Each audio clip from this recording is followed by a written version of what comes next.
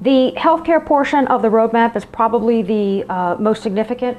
It repeals the current tax treatment for employee-sponsored healthcare plans. It really breaks that link between your employer and your insurance. It replaces it by giving everybody a $2,300 tax credit. That's $2,300 if you're single, $5,700 if you are a family or joint provider, and that money goes directly to your insurance company for coverage. It keeps HSAs, healthcare savings accounts. That's money that you can pull out of your paycheck before the government applies taxes. And it keeps the 7.5% itemized deduction for healthcare expenses. It's portable, it's interstate. That gives you more flexibility in buying insurance coverage. There's no mandate, so nobody's going to force you to buy this. And there are mechanisms to help people who are high risk or people who have pre-existing conditions or low-income individuals. They get additional support in addition to this $2,300 and $5,700. Continuing with healthcare, the Medicare is pretty important because that's bankrupting us. Keeping in mind that nothing will change for people who become eligible for Medicare before 2021. There's no change, no change. After 2021, there's actually no change in the income deduction, in that 2.9% payroll deduction. But what happens is that instead of the government paying for your medical costs, the government will make a payment to a private insurance provider selected by you.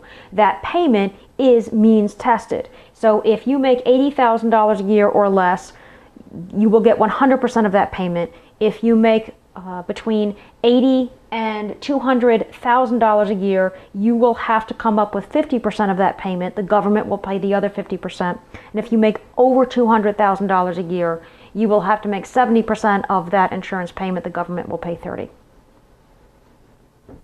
Okay, I'm going to talk about Social Security, another heavy hitter, another bankrupting entitlement.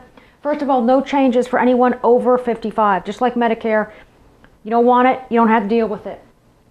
For anyone under 55, beginning in 2012, you can opt to put up to 5.1% of your current payroll deduction in a personal or private plan. If you don't want to, you don't have to. It can be all Social Security. That personal fund is guaranteed by the government, and it is private property. So if you die before it is used up, you can will that amount to your descendants. You can start pulling from that annuity when it reaches 150% of the poverty level. This is a key change, though. It is wage and price indexed. Currently, Social Security is all wage indexed.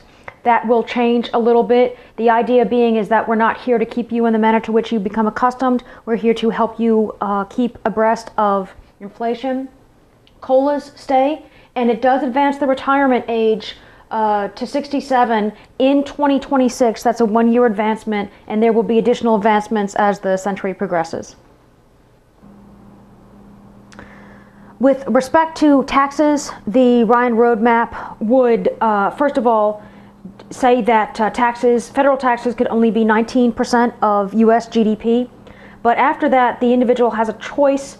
You can either stay with what we have now, the same forms, the same rates, the same everything, or you could go to a streamlined approach where you would pay 10% of your income if you made $50,000 a year single, 100 joint, or 25% of your income if it was over that amount. You would say goodbye to a lot of your deductions. You'd be able to keep your standard deduction, your personal deduction, and the medical deductions. The AMT would go away. As far as businesses, we would repeal the corporate tax, and we would replace it with about an 8.5% business consumption tax that would really help us with exports. Just some last things about the roadmap. There are a couple of provisions about job training. Okay, it would take, apparently there are 49 job training programs out there with 49 different metrics. It would compress it to one, yay. The budget, it would put a cap on total spending as a percentage of GDP. It has a mechanism in there to automatically slow the growth of entitlement programs if Congress does nothing over a 5-year period. And it calls for a 3/5 majority vote in both houses of Congress to increase federal revenue.